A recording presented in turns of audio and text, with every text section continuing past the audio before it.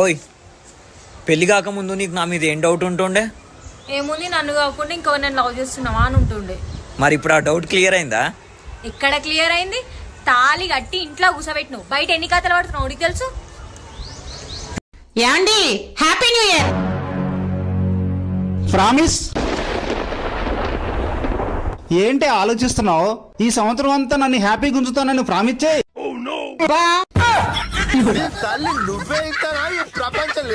నిన్న నాకు కడుపులో గడబిడైతుందని డాక్టర్ దగ్గరికి పోయినా. ఆయన అంతా చెకప్ చేసి బాబు నీకు గ్యాస్ ప్రాబ్లం ఉన్నది అన్నాడు. మా ఇంట్లో వాడేదే కట్టెల పోయి గ్యాస్ ప్రాబ్లం అంటాడు. ఆయన ఎట్లా డాక్టర్ అయిందో ఏమో. అయినా ఈ అమ్మ నాన్నలు అనాలి, చిన్నప్పటి నుంచి చదువు చదువు చదువు చదువు అని ఫోర్స్ చేసి చివరాఖరికి ఎవరికో ఇచ్చి కట్టబెట్టడానికి చదవడం ఎందుకుట? ఆ పెళ్లి చూపులో కూడా వాళ్ళు మళ్ళీ condition she has to be educated, వీలైతే డిస్టింక్షన్, గోల్డ్ మెడల్, ఇంకేదో మెడల్ కూడా రావాలి, కానీ పెళ్ళైన తర్వాత ఇంట్లోనే ఉండాలి. ఎందుకు? నేను ఫోన్ చేసి అర్జెంట్గా రమ్మన్నా. ఏమైంది? సిద్ధు, నీకు ఒక good news and bad news చెప్పాలి. ఏంటవి? ఇవాళ నుంచి నేను నీతో మాట్లాడట్లేదు అండ్ మన ఇద్దరికి బ్రేకప్. మరి బ్యాడ్ న్యూస్ ఏంటి? నీకు నిజంగా దమ్ముంటే సగం లైక్ కొట్టు. అమ్మా, మీ అల్లుడు గారు మళ్ళీ నాతో గొడవ పడ్డారే. మన ఇంటికి వచ్చేస్తాను, 2-3 నెలలు అక్కడే ఉంటాను. ఏంటి మళ్ళీ గొడవ పడ్డారా? తిరమగమా, నీతో గొడవ పడింది అల్లుడు గారు కాబట్టి 6 కూడా అతనికే పడాలి. నువ్వు అక్కడే ఉండు, నేనే అక్కడికి వస్తాను. వచ్చి 5-6 నెలలు ఉంటాను, అప్పుడు తిక్క కుదురుద్ది. అయితే త్వరగా వచ్చేయమ్మా. ఓ నీ అవ్వ నాలుగంత వీకుతుంది. ఒక 150 రూపాయలు ఉంటాయా? రాదే. 150 రూపాయలు ఎందుకు? ఒక 90కి సిగరెట్లకు. సరే, మరి 150 రూపాయలు ఇత్తగాని నువ్వు ఎంతవరకు చదువుకున్నావు? ఓ 9 దాకా చదివినా. ఏంది మరి గంత ముత్తంత చదివినావు? ఏ పైసలు లేక మధ్యలోనే బంద్ చేసిండే. చెత్తకు సిగ్గు, మానవ ఇజ్జతి, లజ్జ ఏమైనా ఉన్నాయా? పైసలు లేకనే గంత మంచి చదువును మధ్యలో బంద్ చేసినావు. ఈ దిక్కు వల్ల మందు సిగరెట్ బంద్ చేస్తే ఏమైతుంది? అడుక్కొని తాగుడు అంత అవసరమా? ఏమండి, ఇంట్లో బియ్యం లేదు, ఉప్పు లేదు, చక్కెర లేదు, ఏం లేవు. వెంటనే వెళ్ళి తీసుకురండి.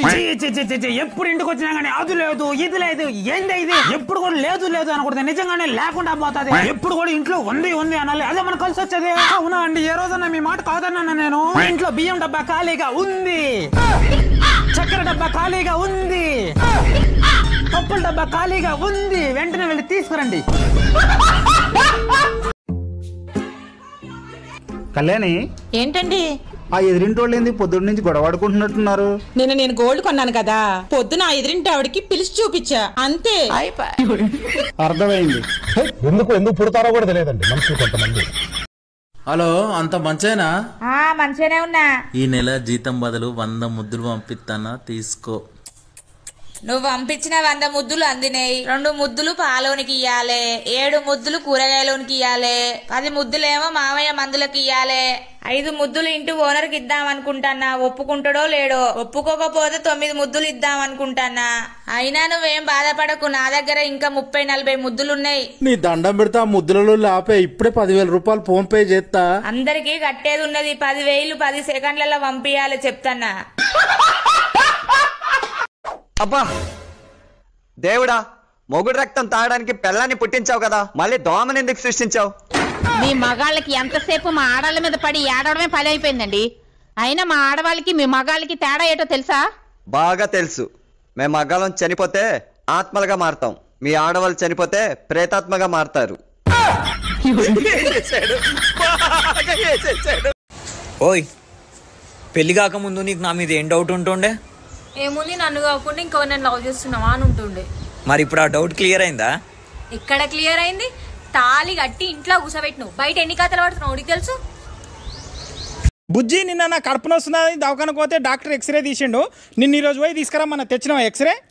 ఎక్స్రే తీసుకొచ్చిన బావా, నీ కడుపులా రాళ్ళున్నాయంట. వసే నీ ఎంకమ్మ, అవి రాళ్ళు కావే. మొన్న పండుగకు నువ్వు చేస్తే నేను తిన్న లడ్లవి. మీ ఆయన ఎవరినో బండి మీద ఎక్కించుకొని తిరుగుతున్నాడే. అవునా? ఆమె సన్నంగా ఉంది కదా? అవును ఉందే. పొవ్వక్క అట్లాగ ఎంతే కదా ఉంది జుట్టు. ఇంతే ఉందే. నాకన్నా పొట్టి గిడిసిలాగా ఉంది కదా? అవునవునే, బుడంక ఎలాగుంది? దాంతో తిరుగుతున్నట్టు నాకు ఎప్పుడో తెలిసే. తెలుసని అలా అంటావేంటే, నిలదీయవా? 2 నెలల క్రితం మా ఆయనకి 2 తులాల బంగారం చైన్ కొన్నది. ఆ తర్వాత నెల ఉంగరం కొన్నది. మా ఆయన డబ్బులు అవసరం ఉంటే 50,000 సాయం చేసింది. అవన్నీ మా ఆయన నాకు తెచ్చిస్తాడు. అలాంటప్పుడు నేనెందుకు నిలదీయాలి? సరిపోయారు ఇద్దరు. సాగుతుంది మీకు అలా. ఏం పని చక్కగా చేయడానికి శాత కదా నీకు? ఏమైంది? ఇప్పుడు ఐస్ క్రీమ్ కొనుక్కరమ్మా, కొనుక్కొచ్చి ఇచ్చినాగా. ఆ పెద్ద తీసుకొచ్చిన ఐస్ క్రీమ్ మొత్తం కరిగిపోతాంది. పోయి ఆ షాప్ లో రిటర్న్ ఇచ్చి రాపో. అరే ఏంట్రా ఇది? నా ముఖం ఏం చూస్తున్నావు?